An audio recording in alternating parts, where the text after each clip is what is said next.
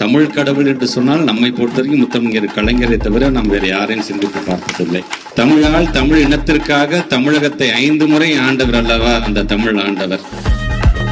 திராவிட முன்னேற்ற கழகத்தை சார்ந்திருக்கின்ற எங்களை பொறுத்தவரைக்கும் தமிழ்தாய் வாழ்த்துக்கு சட்டத்தை கொண்டு வந்தவர் முத்தமிழர் கலைஞர் அவர்கள். ஒவ்வொரு பஸ்ஸிலையும் திருக்குறளையும் திருவள்ளுவருடைய புகைப்படம் இடம்பெற வேண்டும் என்று சொன்னவர் முத்தமிழர் கலைஞர் அவர்கள். வள்ளுவர் கோட்டத்தை எழுப்பியது எங்களுடைய முத்தமிழர் கலைஞர் அவர்கள். தமிழ் வளர்ச்சிக்கு தனி துறையை கொண்டு வந்தவர் எங்களுடைய கலைஞர் அவர்கள். அதுக்கு தனியாக அலுவலகத்தை தந்தது தலைவர் கலைஞர் அவர்கள். ஜியோ அரசாணை தமிழிலே வர வேண்டும் என்று சொன்னவர் நம்முடைய கலைஞர் அவர்கள். 133 அடியில வள்ளுவருக்கு சிலையை அமைத்து தந்தவர் நம்முடைய தலைவர் கலைஞர் அவர்கள். 10ஆம் வகுப்பு வரைக்கும் கட்டாய தமிழ் இருக்க வேண்டும் என்று சொன்னவர் நமது கலைஞர் அவர்கள். 10ஆம் வகுப்புல மாவட்ட அளவில் அதிகப்படியான மதிப்பெண் யார் எடுக்கிறார்கள் அவர்களுக்கு மடிக்கணினியை வழங்க வேண்டும் என்று இதுவரைக்கும் 2205 மாணவ செல்வங்களுக்கு மடிக்கணியை வழங்கிய நம்முடைய தலைவர் கலைஞர் அவர்கள்.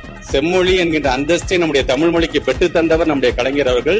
கோயம்புத்தூர்ல மிகப்பெரிய மாநாடை நடத்தி காட்டியவர் நம்முடைய முத்தமிழர் கலைஞர் அவர்கள். மொழிப்போர் தியாகிகளோட பிள்ளைங்களுக்கு கோட்டால கல்லூரிகளை இடம் தர வேண்டும் என்று சொன்னவர் நம்முடைய தலைவர் கலைஞர் அவர்கள். அதே போன்று தமிழ் அறிஞர்களுக்கான ஒரு ஓய்வூதியமாக 3000 ரூபாய் வழங்கியது கலைஞர் அவர்கள். அவர் இறந்து விட்டால் அவருடைய கணவனுக்கோ மனைவிக்கோ 1500 ரூபாய் வழங்கியது கலைஞர் அவர்கள். பேரவைத் தலைவர்களே ஒன்னே ஒன்று சொல்றேன், கிட்டத்தட்ட 122 பெருமொழிகள் இருக்கின்றது. 1599 மற்ற மொழிகள் எல்லாம் இந்தியாவில் இருக்கின்றது. 8வது அட்டவணையில 22 மொழிகள் இருக்கு நம்ம சொல்றோம்ல. ஒட்டுமொத்த இந்தியாவிலே தங்களுடைய தாய்மொழியை பாதுகாப்பதற்கும் வளர்ச்சிக்கும் எங்களுடைய கலைஞர் போல செய்தவர் யாராவது உண்டா என்று தேடி பாருங்கள். கலைஞருடைய உயரம் தெரியும்.